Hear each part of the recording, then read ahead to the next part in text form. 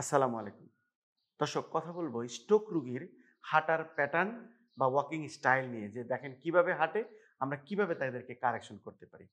আপনারা খুব ভালো করে ভিডিওটা দেখুন এবং পুরো ভিডিও দেখুন, তাইলে বুঝতে পারেন।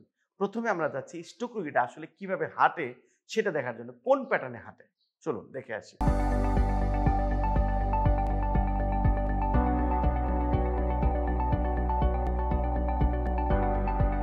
দর্শক, এই যে ওয়াকিং প্যাটার্নটা দেখলেন, ডে বাই ডে এটা কিন্তু আরো খারাপ হয়ে যায় এবং কম্পনসেট করতেই থাকে। কিছু কিছু ক্ষেত্রে একটু একটু করে রোগীরা ভালোও কিন্তু হয়, কিন্তু এন্ডিং হয় না, শেষ হয় না।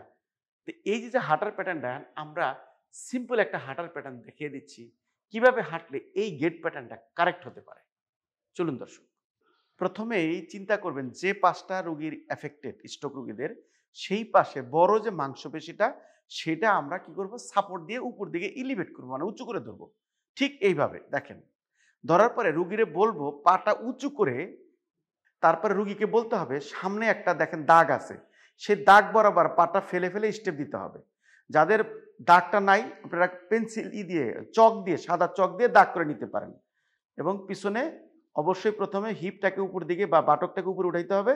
তারপরে রুগীকে বলতে হবে দাগ বরাবর চেষ্টা করতে হবে, যাতে টার্গেটেড যে মুভমেন্ট সেটা হয় এবং ব্রেন সেটা ক্যাচ করবে এবং লার্ন করে ফেলবে ব্রেনটা। এভাবেই যদি হাঁটার প্যাটার্ন করেন, তাহলে কিন্তু খুব সহজে রুগী হাঁটতে পারবে।